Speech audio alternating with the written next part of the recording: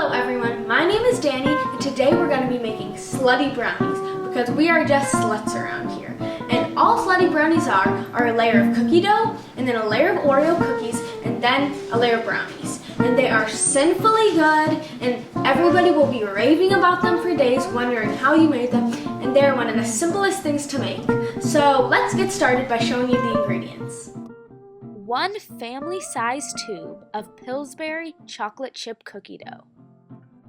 1 box of Oreo cookies, double stuffed, tastes delicious too. 1 family-sized box of Betty Crocker fudge brownie mix. 2 large eggs. 2/3 cup of canola oil, but you can use any oil of your choice.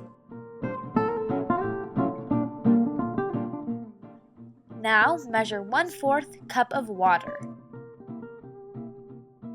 Before you do anything else, remember to preheat your oven to 350. Okay, so now that you know the ingredients, we're going to start by assembling the brownie batter. So, start by putting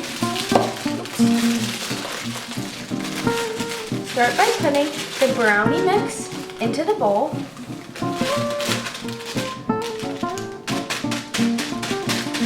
Perfect. And then you want to put your oil.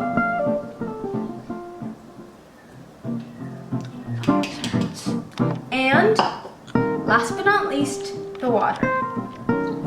Actually, forgot one important ingredient. The eggs. Okay, so crack both eggs into here.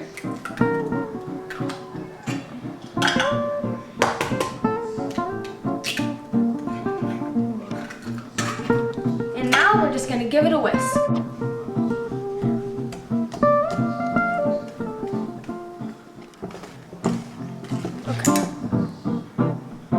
Okay everybody, so now it's time for the assembling time. This is my favorite part. So now all I've done is I have a 13 by 9 inch pan and I've just cut parchment paper to fit both horizontally and vertically so that I can have easy access to get it out of the pan. So let's begin by spraying the pan with some non-stick spray, and this is a very important part because this is very prone to being stuck to the pan. And this is one of my favorite cooking sprays because it has it with flour in it, so then you don't have to go ahead with the step of putting flour into the pan. So I'm just going to finish up spraying it in here. To get in all of the corners. Okay. Put a little bit too much on the corners, but it's okay. You can never have too much cooking spray. So now we're gonna unwrap our cookie dough. And this is like a family size thing of cookie dough, so you don't need to use the whole thing. Like I'll start off with half, and then if I want more, I'll add it in. So all I'm gonna do is I'm just going to squish it in.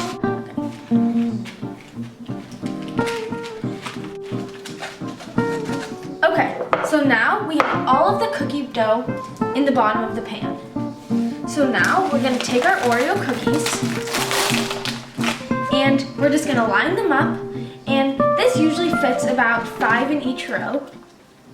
And we're just going to cover this whole pan with Oreos. And see that this last part can't fit quite 1 Oreo, so I'll break them in half in the end. So, finish doing this and I'll be right back. Okay, so I've finished putting all my Oreos in here, and as you can see I've cut about 4 Oreos in half and put them along this edge because a whole Oreo couldn't quite fit. So now the most satisfying part of all is pouring the brownie batter over this whole delicious thing.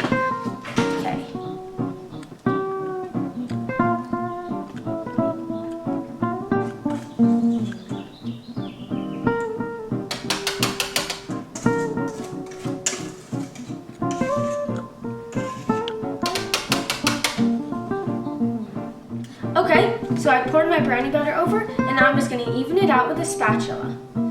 And this will just make it so the brownie brownie batters evenly distributed throughout. And one quick tip I have is that the cheaper and more artificial your products are that you buy, the better this will taste. Don't buy all that gourmet crap. You just want to stick with Milk's favorite cookie and Pillsbury Doughboy. Okay, so finishing up this, squishing the last of the Oreos. Make this look perfect. Okay, looking good. Okay, so I'll set that down here. And now, to get all the air bubbles out, I am just going to drop it on the table like 2 times. There. So see, now all the brownie is evenly distributed, and now I'm gonna put it into the oven. Okay, so now we're gonna put it in the 350-degree oven for 40 minutes.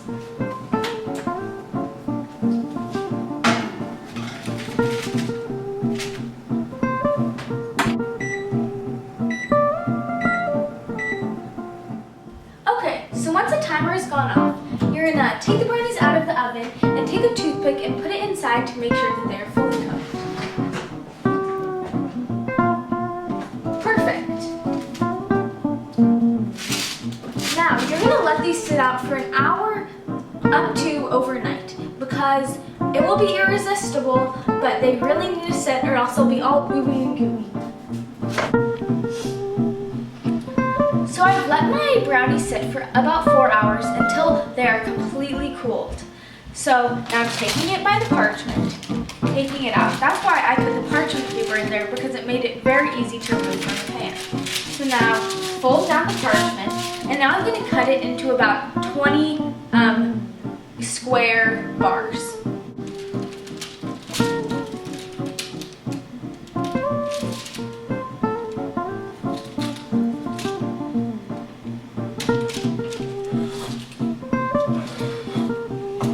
Now transfer them on to a nice plate.